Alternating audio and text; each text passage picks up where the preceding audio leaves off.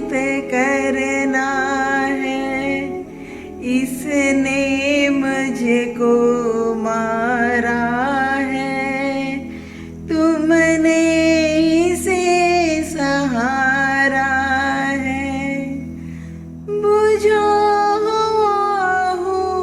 दीप प्रभु, आया आप समीप प्रभु, तुम जलते दीपक हो, मुझको अपने तुल्य बनाओ। आओ गुरुवर आओ, आओ गुरुवर आओ। वंदन करो अरिहंत को, सिद्धं करो प्रणाम, आचार्य उपाध्याय का ली सुखकारी नाम। सर्व साधु सरस्वती, दया धर्म सुखकार, महावीर भगवान को वंदन बारंबार। महावीर भगवान को वंदन बारंबार। सद्गुरुनाथ महाराज की जय। जय श्री गुरुदेव। आज हम उत्तर ध्यान सूत्र के दूसरे अध्ययन परिशः प्रविभक्ति के बारे में जानेंगे। परिशः प्रविभक्ति साधकों को संयम मार्ग पर चलते हुए आने वाले 22 परिशः अर्थात 22 परीक्षाएं के विषय में जानना चाहिए और उन्हें जानकर समझकर उन्हें संभावपूर्वक स्थिरतापूर्वक सहन करना चाहिए। उसे कष्ट सहिष्णुता कहते हैं और सिर्फ सहन ही नहीं करना है, उन पर विजय प्राप्त करना है। उसे परिशः विजय कहते हैं। हाँ, विनयवान शिष्य को केवल सुखों में ही नहीं वरन दुख में भी डटकर धर्म का पालन करना चाहिए। बड़े प्रेम से दुखों को एवं कष्टों को स्वीकारना चाहिए, उनका आलिंगन करना चाहिए। केवल सुख में ही नहीं वरन दुख एवं कष्ट में भी पूर्ण रूप से धर्म का पालन करना। लोगों की तो कहानी ही अलग है। पहली चीज जान लीजिए, कष्ट एवं दुख परमात्मा नहीं देता, ये तुम्हारी उपजे कर्मों का फल है।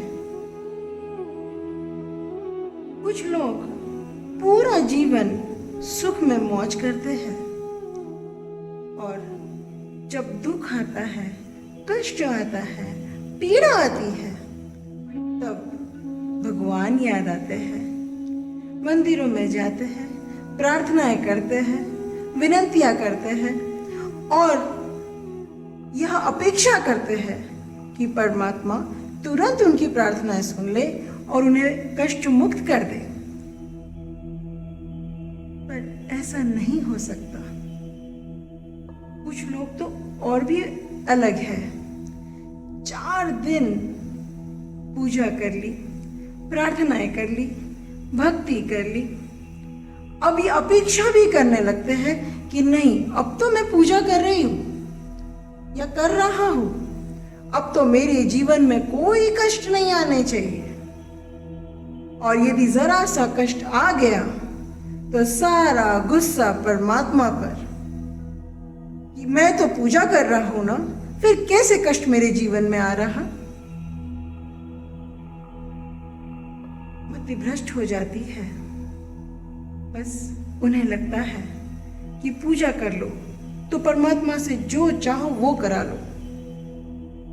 ऐसा नहीं हो सकता। और जब उनकी मन की नहीं होती तो अंगूर खट्टे हो जाते हैं। मैंने तो बहुत देख लिया, कुछ नहीं होता पूजा करने से। खुद भी नास्तिक, दूसरों को भी नास्तिक। खुद का विश्वास डगमगाया, दूसरों का भी डगमगा देते हैं। सही राह पर तुम नहीं चलोगे, सही राह पर सही कदम नहीं डालोगे तो फिर दुख तो आएंगे। हाँ, यदि आप चाहते हो कि दुख आपके जीवन में ना आए तो पहले अपने कर्म सुधारो। पिछले किए हुए कर्मों को भोगना तो पड़ेगा ना।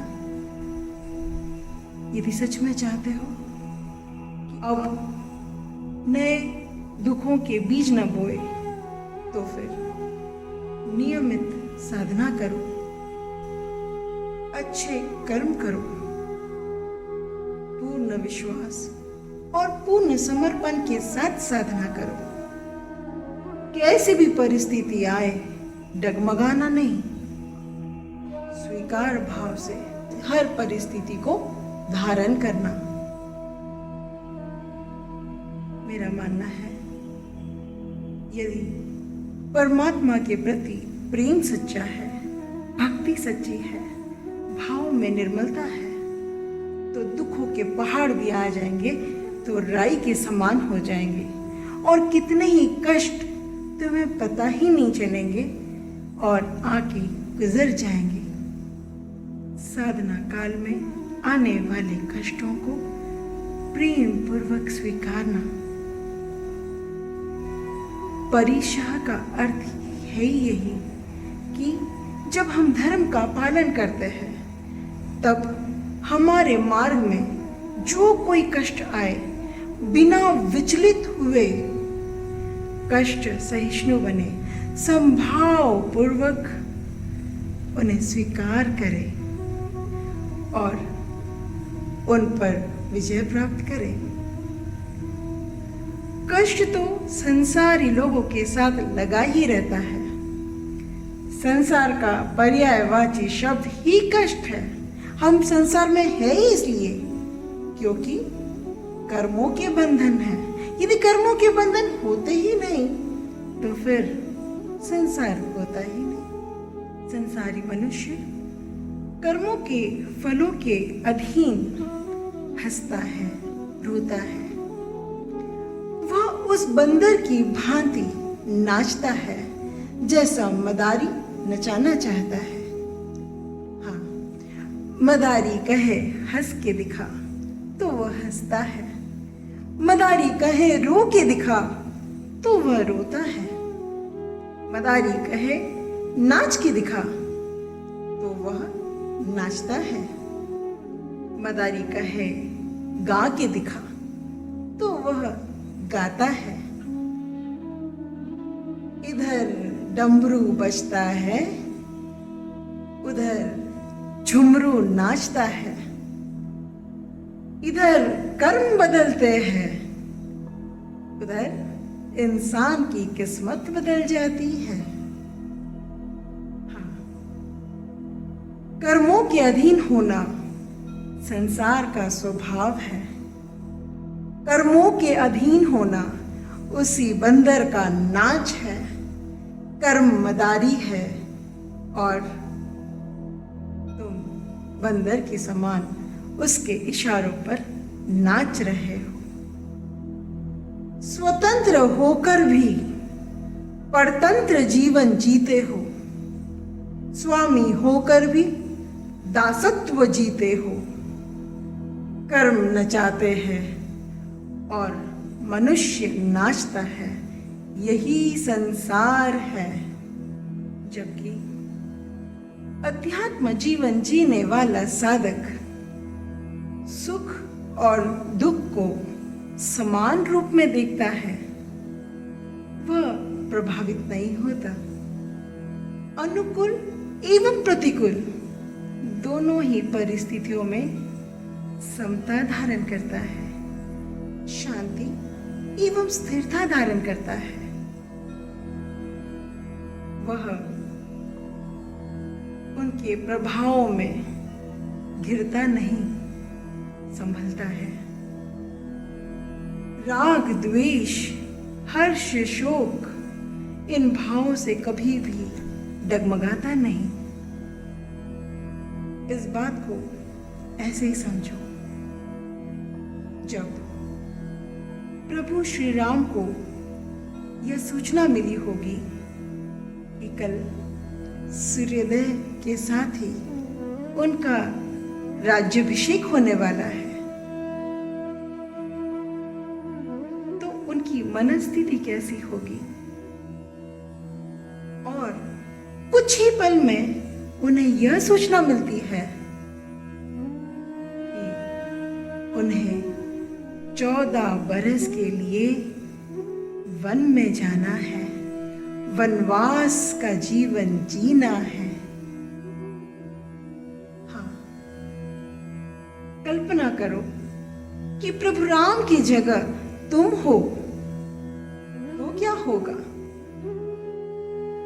राजा बनना, राज्याभिषेक होना, हाँ, ठाट बाट, मान अभिमान, सिर पे मुकुट, अयोध्या का सिंहासन, फूले नहीं समाओगे। सत्ता का नशा अहंकार से भरा होता है, और अगले ही पल यदि तुम्हें ये पता चल जाए कि नहीं, राज्याभिषेक नहीं होगा, तुम्हें तो अकेले वनवास जाना है, तो फिर क्या मनस्थिति होगी तुम्हारी। माता कैकेयी को न जाने कितना कोसोगे, पिता को, राजा दशरथ को कितना कोसोगे, फूल नहीं बरसेंगे उनके लिए। अस्वीकार करोगे इस निर्णय को। भ्राता भरत को भी कितने ही शब्दों से कोसते जाओगे, अपशब्द कहने से ना चुकोगे। और हां, वनवास कभी नहीं जाओगे, वो भी 14 वर्ष 14 दिन के लिए ना जाओगे।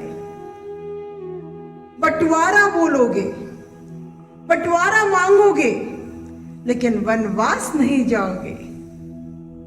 पर मेरा ये दृढ़ विश्वास है, प्रभु श्री राम की मनस्थिति में कुछ भी परिवर्तन नहीं आया होगा।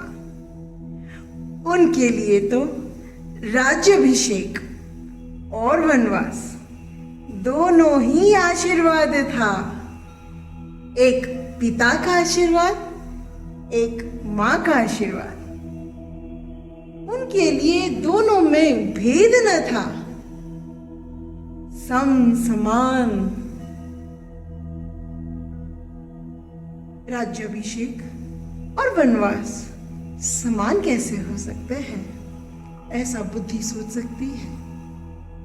पर मैं जानती हूं, अध्यात्म के लिए, ज्ञानी जनों के लिए, जो आत्म भाव में स्थिर है, उनके लिए ये दोनों परिस्थितियां केवल और केवल आशीर्वाद ही हो सकती है।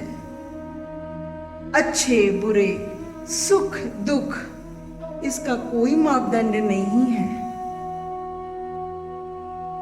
जो आया वह स्वीकार है, जो मिला वह आशीर्वाद है, जो खाया वह प्रसाद है, जो पिया वह अमृत है, गंगा जल है। यही अंतर है संसार की दृष्टि और अध्यात्म की दृष्टि में। बहुत बड़ा अंतर, जमीन आसमान नहीं, पाताल और आसमान का अंतर। इसीलिए वे राजा राम नहीं, प्रभु श्री राम बने। हाँ, उसी प्रकार माता सीता के लिए भी राजमहल के सुख और आश्रम के परिश्रम में कोई भेद नहीं हो सकता। दोनों ही परिस्थितियां उनके लिए आनंददायक एवं आशीर्वाद से भरी होगी। दोनों ही परिस्थितियों में उन्होंने समता धारण की होगी और उसे आशीर्वाद मानकर जिया होगा। प्रभु श्री राम को और माता सीता को क्या ये जग अलग कर सकता था? नहीं, वे कभी अलग हुए ही नहीं। जग की दृष्टि का भ्रम है ये। हर परिस्थिति परमात्मा का आशीर्वाद है, परमात्मा का प्रसाद है। इसीलिए मीरा को पिलाया गया विष भी अमृत बन गया और भक्त प्रहलाद के लिए जो होली बनाई थी, उन्हें जलाने के लिए जो षड्यंत्र रचा था, वह होली भी उन्हें जला न सकी। संसार अनंत कष्ट एवं दुखों से भरा हुआ है और अध्यात्म अनंत प्रेम और आनंद से भरा हुआ है। मर्जी तुम्हारी है, क्या चुनना है, संसार या अध्यात्म। साधना मार्ग में साधक के जीवन में कष्ट रूप नजर आने वाले 22 परिशः वस्तुतः 22 परीक्षाएं हैं। उनके नाम इस प्रकार है: क्षुधा परिशः, पिपासः परिशः, शीत परिशः, उष्ण परिशः, दंशमशक परिशः, अचेत परिशः, अरति परिशः, स्त्री परिशः, चर्या परिशः, निषद्या परिशः, शय्या परिशः, आक्रोश परिशः, वध परिशः, याचना परिशः, अलाप परिशः, रोग परिशः, त्रिन स्पर्श परिशः, जल परिशः, सत्कार पुरस्कार परिशः, प्रज्ञा परिशः, अज्ञान परिशः, दर्शन परिशः। हाँ, हम एक एक के बारे में विस्तार से जानेंगे। क्षुधा परिशः, भूख की वेदना। जब भूख लग रही हो और खाना न मिले, मन व्याकुल हो उठता है। भूख की वेदना अत्यंत व्याकुल कर देती है। पहले तो स्वयं को सौभाग्यशाली जानो कि तुम्हें भरपेट खाना मिलता है, और केवल भरपेट नहीं, इस रसना को प्रसन्न करने वाला खाना मिलता है। विविध प्रकार के व्यंजन मिलते हैं। केवल पेट भरना ही नहीं, इस जिह्वा की तृप्ति वाला भोजन भी मिलता है। कितने ही व्यंजन बनाते हैं, कितने ही पकवान बनाते हैं, पर ये पेट कभी भरता ही नहीं। महावीर स्वामी कहते हैं, संयमित साधक को संयमित भोजन ग्रहण करना चाहिए। जिह्वा के चोचलों में ना अटके। भोजन शरीर के लिए होना चाहिए, जिह्वा के लिए नहीं। पहले तो संयमित भोजन करो, और सबसे महत्वपूर्ण है, भोजन में जो भी मिला उसे प्रसाद रूप में ग्रहण करो, आशीर्वाद के रूप में ग्रहण करो। कभी परिस्थिति ऐसी भी आ जाए कि भोजन ना मिले, तो हाँ, फिर शुदा परिशा को स्थिर, शांत एवं संभाव पूर्वक सहन करो। व्याकुल ना हो, पीड़ित ना हो। मेरा यह मानना है, जो साधक अपनी आत्मा के आनंद के सागर में हिलोरे लेता है, गोते लगाता है, भोजन मिले तो प्रसाद, भोजन ना मिले तो उपवास का आशीर्वाद। तुम्हारे उपवास की बात नहीं कर रही हूं, खाने का उपवास नहीं, परमात्मा के प्रेम में डूबने का उपवास। ऐसा उपवास जिसमें भूख लगती ही नहीं। हाँ, उपवास का संकल्प नहीं, स्वाभाविक होना चाहिए। एक सच्चा शिष्य अपने परमात्मा के, अपने गुरु के प्रेम में ऐसा डूबता है, ऐसा डूबता है कि उसे भोजन की आवश्यकता ही नहीं होती। वही उपवास श्रेष्ठ है, कल्याणकारी है, हितकारी है। भूख लगती ही नहीं। उसकी भूख तो साधना की है। वही भूख उसे साधना के आनंद से बाहर आने ही नहीं देती। मुझे याद है, जब जब मैं अपने श्री गुरुओं के समीप हुआ करती थी, हाँ, जो मुझे ज्ञान देते थे, जिन्हें मेरे हृदय में मैंने परमात्मा स्वरूप जाना था, जब जब मैं अपने श्री गुरुओं के समीप हुई हूँ, 1 दिन के लिए हो कि 4 दिन के लिए हो या 8 दिन के लिए हो, मैंने कभी भी भोजन ग्रहण किया ही नहीं। जब जब मैं गुरु के समीप हुई, आहार कभी ग्रहण नहीं किया। इसलिए नहीं किया क्योंकि उपवास किया, इसलिए नहीं किया क्योंकि सच में भूख लगी ही नहीं। इतनी तृप्ति, इतनी मस्ती, श्री गुरु के समीप रहने का आनंद, ऊर्जाओं से भरे मेरे श्री गुरु के चरण, इसे भूख लगेगी? लग ही नहीं सकती। जब प्रेम में डूब जाओ, भक्ति में डूब जाओ, तो फिर भूख नहीं लग सकती, प्यास नहीं लग सकती। फिर शरीर होता ही कहाँ, केवल आत्मा, और आत्मा में रमन।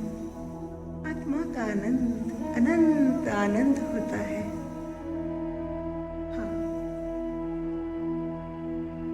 अगला परिचय है पिपासा, अर्थात पानी की प्यास। प्यास लग रही हो, संयमी साधक व्याकुल ना हो, पीड़ित ना हो, परेशान ना हो, संयम धारण करे। कभी कभी ऐसी परिस्थिति आ जाती है कि प्यास लग रही है और पानी उपलब्ध ना हो, उस समय वो संयम धारण करे।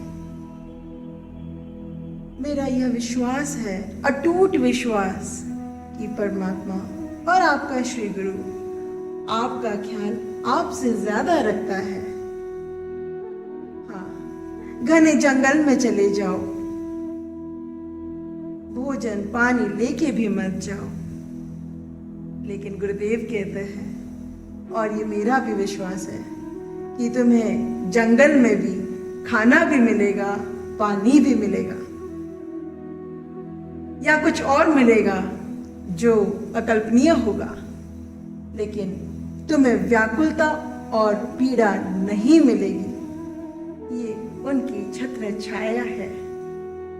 वे तो स्वयं कल्पवृक्ष है। कोई चाहना रह ही नहीं सकती बाकी। तुम्हारी चाहना उपजे उससे पहले तुम्हारा ख्याल रखा जाता है। और हाँ, इस बात को समझना कि पानी की कद्र करो, अन्न के एक एक दाने का कद्र करो। कई ऐसे लोग हैं जिन्हें भरपेट भोजन नसीब नहीं होता। कई ऐसे लोग हैं जो पानी की बूंद बूंद के लिए तरस रहे हैं। नहाने के लिए तो छोड़ो, पीने के लिए भी पानी नहीं है। पानी की टंकियों में ताले लगे हैं। घंटों कतारों में पानी के लिए लाइन लगाना पड़ता है। फिर भी पूरा दिन बीत जाए, मन तृप्त हो जाए, ऐसा पानी भी नहीं मिलता। इसलिए कद्र करो, व्यर्थ न गवाओ। परमात्मा के इस आशीर्वाद को अपना सौभाग्य मानो और जितना हो सके गरीब लोगों के लिए, जितना हो सके लोगों का कल्याण करो।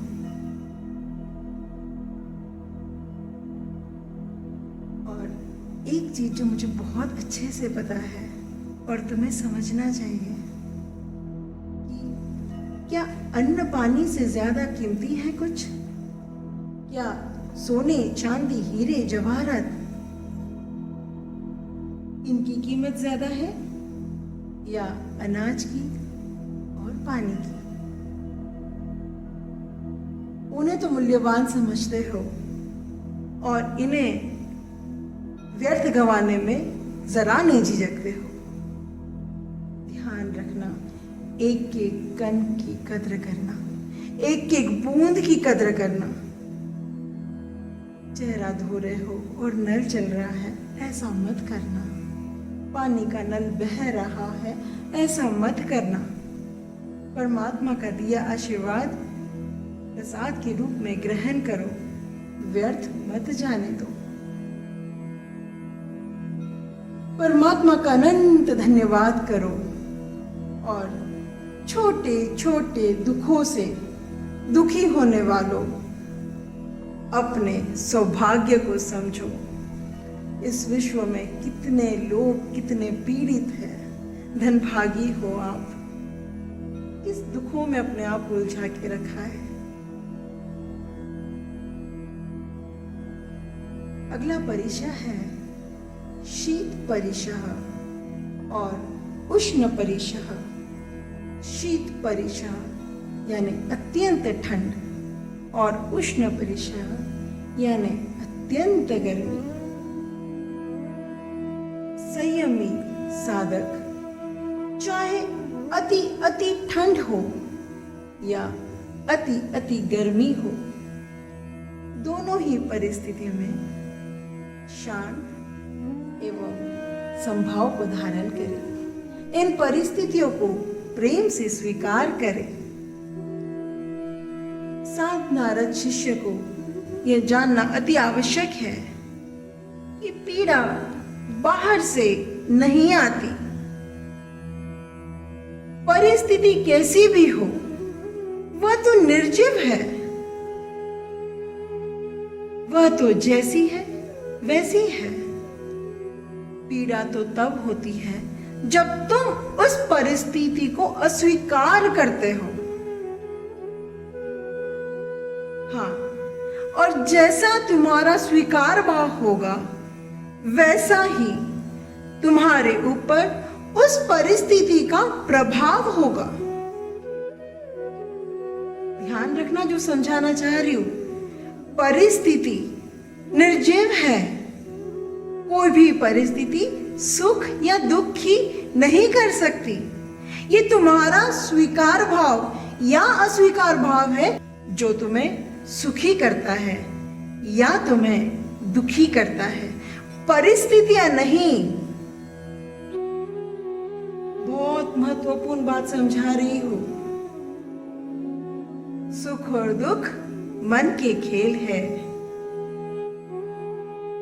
एक व्यक्ति के लिए एक परिस्थिति सुख का कारण बन जाती है और वही परिस्थिति दूसरे के लिए दुख का कारण बन सकती है। ये सब तुम्हारे मन के भाव है। आज मैं तुम्हें एक मंत्र देती हूं, ध्यान से सुनना और ग्रहण करना। यह अनंत दुखों को अनंत सुखों में बदलने वाला मंत्र है। यह मेरे और गुरुदेव हम दोनों के जीवन का अनुभव है। मेरे और गुरुदेव के जीवन का ज्ञान है। इसे समझ गए तो कष्टों के पहाड़ भी फूल बन जाएंगे। अनंत दुखों में भी अनंत आनंद पाओगे। संसार को लगने वाला दुख हमारे जीवन का सबसे सुखद क्षण हो सकता है। मेरा यह मानना है और दृढ़ विश्वास है। माता सीता को जो आनंद महलों में न आया होगा, वह प्रभु श्री राम के साथ वनवास में आया होगा। सुख और आनंद का मंत्र ये है, हर परिस्थिति को प्रेम से स्वीकार करो। चाहे जो परिस्थिति आए, प्रेम से स्वीकार करो। उसमें सकारात्मकताएं खोजो, उसे आनंद से जियो। बहुत आनंद आएगा। एक घटना सुनाती हूँ मेरे अपने जीवन की। एक बार मैं किसी से मिलने जा रही थी। सुबह सुबह का समय था, रास्ता खाली था। मैं टू व्हीलर से मिलने जा रही थी और नॉर्मल स्पीड थी। अचानक एक लड़की बगल से दौड़ते दौड़ते दौड़ते आई और उसका दौड़ना इतना तेज था कि वो मेरी गाड़ी से टकरा जा सकती थी। और उससे बचाने के लिए मुझे दोनों ब्रेक तुरंत मारने पड़े और उसके फलस्वरूप मेरी गाड़ी रास्ते के एक कोने से कुलांटियां खाते हुए अगले कोने में जा गिरी। खड़ी हुई, गाड़ी को खड़ा किया। कुछ लोग भी आ गए थे। बाहर से कोई चोट न थी। ऐसा लगा कोई मस्कुलर पेन हुआ होगा, पर देखा हाथों में जान नहीं थी, पर मार भी थी तो शायद हो सकता है कुछ देर के बाद वो ठीक हो जाए। लेकिन कंडीशन ऐसी थी कि हाथ को अपने ताकत से नहीं उठा सकती थी। इस हाथ को गाड़ी पर रखा और अपने ही हाथ की मदद से गाड़ी चलाते हुए उनसे मिलने पहुंची। बाम लगाया और सोचा कि ठीक हो जाएगा, क्योंकि बाहर से कोई चोट नजर नहीं आ रही थी। पर देखा कि दोपहर होते होते दर्द बढ़ने लगा, सूजन चढ़ने लगी। तो फिर दोपहर में डॉक्टर को दिखाया, एक्सरे निकाला और पता चला कि हेयरलाइन फ्रैक्चर कोहनी में हो गया था। कोई बात नहीं कह के मुस्कुरा दिया। फ्रैक्चर लगवाया। डॉक्टर ने कहा अब 21 दिन कुछ नहीं कर सकते, आराम करना है। घर आई, चेहरे पर मुस्कुराहट थी। दर्द हाथों में था पर मन में न था। और हुआ ये कि जब लोगों को पता चला, मित्रगणों को पता चला, तो लोग मिलने आ रहे थे। और एक बार भी ऐसा नहीं हुआ कि क्या हुआ, क्यों हुआ, उस दर्द को मेरे भीतर आने ही नहीं दिया। इसके विपरीत शाम को जब सब लोग आए तो पार्टी जैसा माहौल था। सब लोग मेरे फ्रैक्चर पर डिजाइन कर रहे थे, अपने ऑटोग्राफ्स दे रहे थे। पहला विचार जो मेरे मन में उस समय आया वो ये था, अब 21 दिन मेरी साधना में कोई अवरोध नहीं। हाँ, उस समय मैं लॉ की पढ़ाई कर रही थी, लास्ट ईयर था। अब कोई कॉलेज नहीं जाना। अब मैं और मेरी साधना, मैं और मेरा गुरु, मैं और मेरा परमात्मा। अब 24 घंटे जाप के थे, ध्यान के थे, स्वाध्याय के थे, साधना के थे। और मैं उस समय खुश हुए जा रही थी कि अब मुझे कोई रोकने नहीं वाला है, कोई टोकने नहीं वाला है। अकेले अपने कमरे में दिन और रात का सदुपयोग करते हुए साधना किया, उपवास किया। और एक चाहना थी मेरी कई समय से कि मैं अपने राइट हैंड से तो लिख सकती थी, लेकिन मुझे लेफ्ट हैंड से भी लिखने की इच्छा जागृत हुई थी। और मैंने वो 21 दिनों में मेरी उस इच्छा को पूरा किया और दोनों हाथों से लिखना प्रारंभ किया, जिसका फल मुझे मेरी एग्ज़ाम्स में मिला। क्योंकि ये हाथों के फ्रैक्चर की वजह से इसमें काफ़ी दर्द होता था और लॉ के पेपर्स में कोई गैप नहीं था।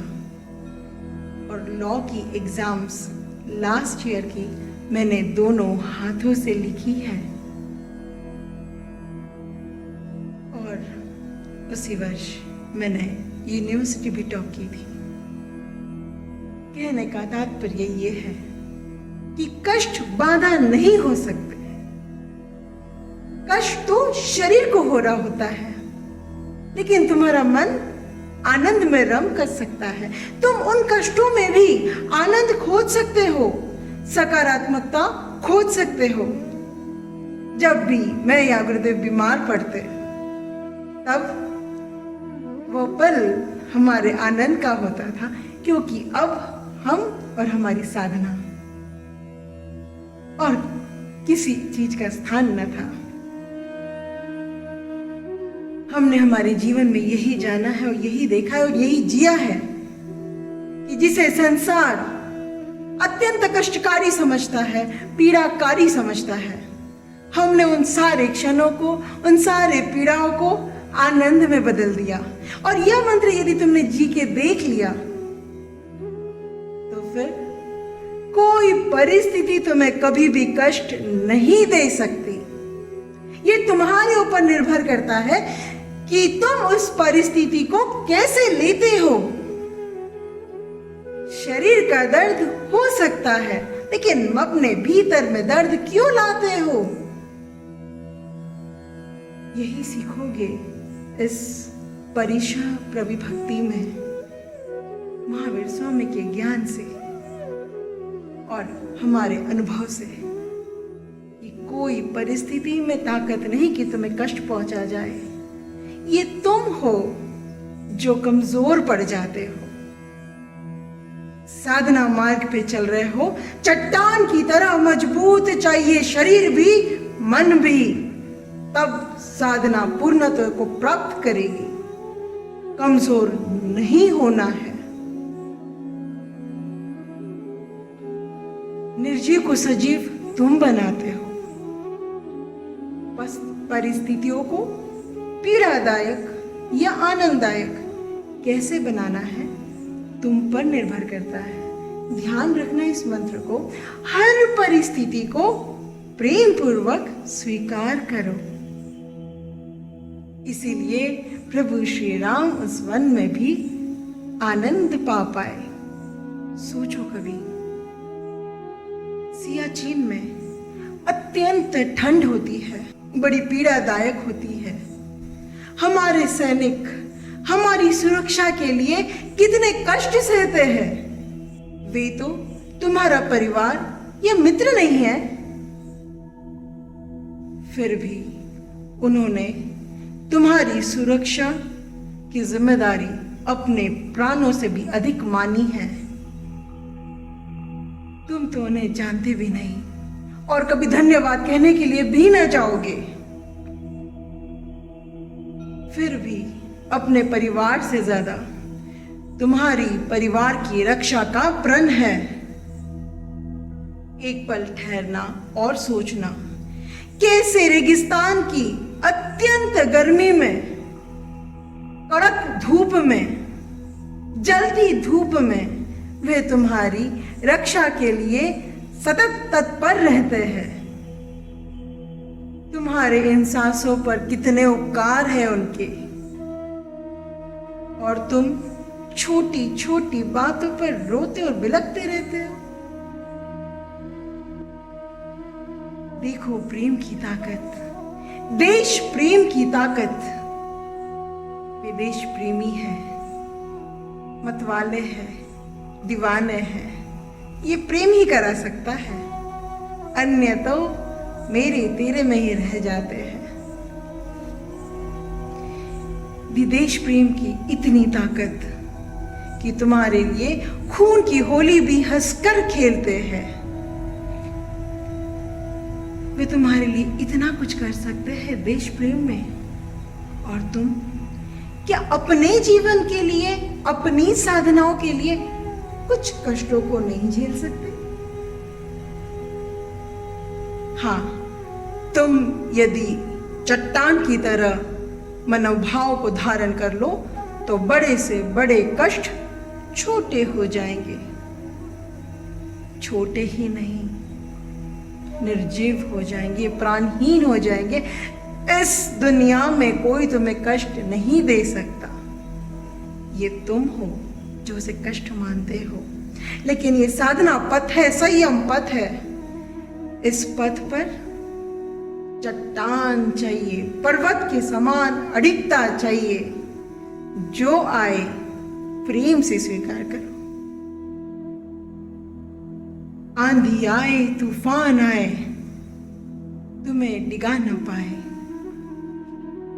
इन्हीं भाव के साथ अंतर की समाधि में जीना है, जीना है। प्रभु वाणी के अमृत को पीना है, पीना है। सुख दुख में समर जाओ, जग से जगपति बन जाओ। अंतर की समाधि में जीना है, जीना है। प्रभु वाणी के अमृत को पीना है, पीना है। हाँ, सुख दुख में सम रह जाओ, जग से जगपति बन जाओ।